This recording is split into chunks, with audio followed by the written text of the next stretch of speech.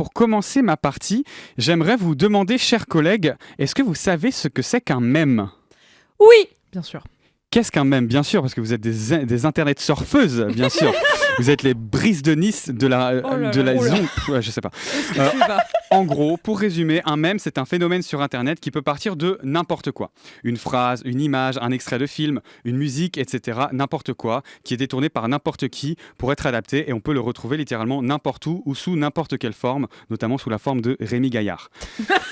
Eh bien, figurez-vous qu'il y a plein de ces mèmes qui utilisent des chansons, notamment qui viennent de comédies musicales, et qui en font une utilisation tellement détournée que la plupart du temps, eh bien, les gens qui sont complètement extérieurs à cette culture-là n'ont même pas idée que ça vient d'une comédie musicale.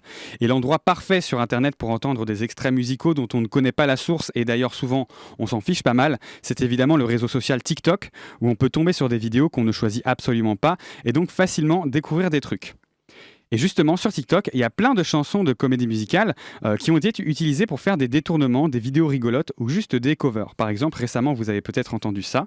Look at my son. Pride is not the word I'm looking for. There is so much more inside me now. En gros, c'est utilisé sur des vidéos d'animaux qui sont un peu bébêtes pour en rigoler. Et bien, ça vient de la comédie musicale Hamilton, un des plus gros succès de la comédie musicale récente. On en a déjà parlé dans cette émission, ce qui est fou, avec un changement de sens certain dans la chanson, parce qu'on passe d'une phrase où Hamilton parle de son fils en disant qu'il ne trouve même pas les mots pour décrire tout l'amour qu'il lui porte, à tel point celui-ci est fort. Et sur TikTok, ça veut dire regardez comment mon chat, il est trop teubé, quoi. Et le fait que ça vienne d'Hamilton, je pensais que c'était connu parce qu'il y a le logo qui tourne en bas à droite de l'écran quand on tombe sur une vidéo qui utilise ce son. Mais au final, pas tellement. Une raison, c'est parce que je suis peut-être un peu trop obsédé.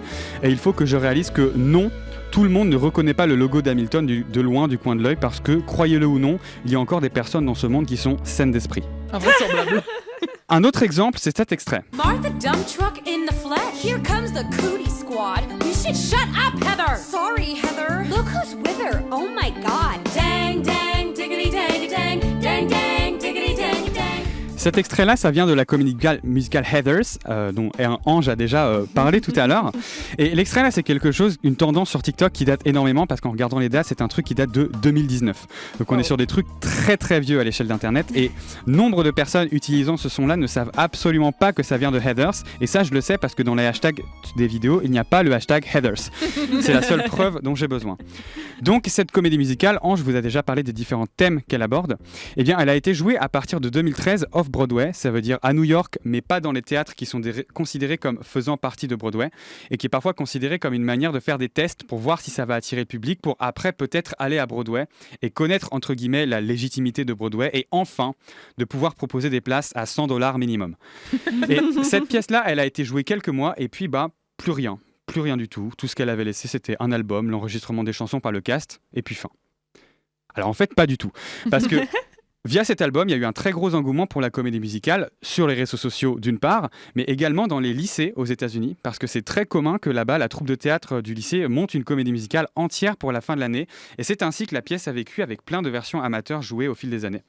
Jusqu'en 2018, 4 ans plus tard, où Heathers est revenue de manière professionnelle, alors non pas à Broadway, mais à Londres en Off-West End, l'équivalent de Off-Broadway, avec pas mal de changements de décors, de mise en scène, des chansons en plus, et ça a été un succès, à tel point qu'à partir de cet instant, Heathers est devenue une comédie musicale impossible à tuer.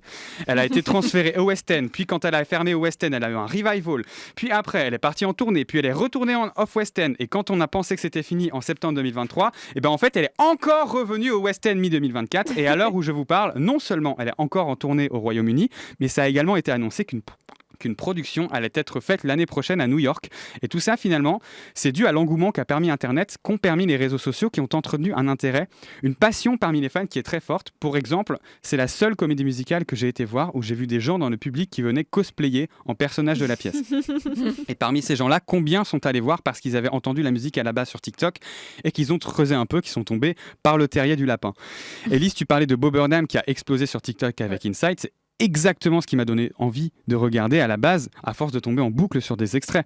Et ce genre de découverte au hasard d'une tendance sur les réseaux sociaux, c'est pas la première fois, parce qu'il y a un autre exemple des années auparavant avec une autre comédie musicale, Legally Blonde, adaptée du film éponyme La Revanche d'une blonde en français. There, right there. Look at that tan, well-tinted skin.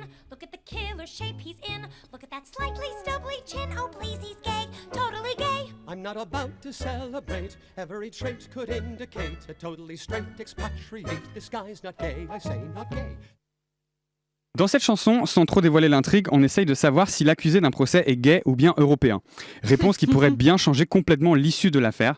Dans la chanson, on a des arguments en faveur de l'homosexualité du personnage, d'autres en faveur de l'européanité du personnage. Bref, et cette chanson, elle a été détournée par, écoutez-moi bien, l'intégralité des communautés de fans de toutes les œuvres culturelles qui existent dans le monde.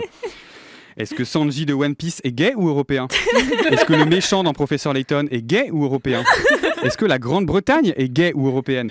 Et ça va tellement vite qu'on se demande même si Gauthier de Slime de Radio Campus Paris est gay ou européen. Mais tu sais, Gauthier, ce qui est ouf, c'est qu'avec Ange, on est allé voir Legally Blonde, une production en France amateur, et on n'avait jamais regardé la comédie musicale, et on était assis à nos sièges, et cette chanson a commencé, on a fait « Mais non, ça vient de là !» Mais justement, c'est vraiment tout ce qui est incroyable avec ça. On arrive même à un point où la tendance a complètement fait oublier que la chanson, à la base, ça ne même pas gay or European, mais simplement there, right there. Et même en vérité, que la chanson ne vient d'une comédie musicale tout court. Et cette manière de complètement décorréler les origines des chansons de l'œuvre originale, c'est pas du tout rare dans le destin d'une comédie musicale, parce que si vous y réfléchissez, on a eu la même chose il y a des dizaines d'années avec Starmania ou bien Notre-Dame de Paris, parce que quand on arrive en ville, Ziggy ou encore Le Monde des Stones, moi je n'étais pas du tout au courant que ça venait de Starmania avant que je ne voie Starmania. Les chansons sont devenues des tubes tels qu'elles sont passées en radio et qu'au fil du temps, on a oublié que ça venait de là. Ce sont devenues des chansons de Daniel Balavoine, ce sont devenues des chansons de France Gall. Même récemment, même si c'est évidemment dans une moindre mesure, car on ne parle pas du tout de la même influence, mais Molière, l'opéra urbain, a fait quelque chose de très particulier, faire une grande partie de la promo sur une chanson. Rêver, j'en ai l'habitude. Pour m'évader, changer d'altitude. Accroché à ma solitude. J'en ai l'habitude, j'en ai l'habitude. Et en réalité, quand on va voir la pièce, à aucun moment cette chanson n'intervient dans l'histoire, à part au moment des saluts. Ce qui peut susciter des débats parce que pourquoi faire une pub sur une chanson qui n'est pas vraiment dans le spectacle ? Slime, l'émission qui vous parle de comédie musicale, un vendredi par mois à 19h, sur Radio Campus Paris.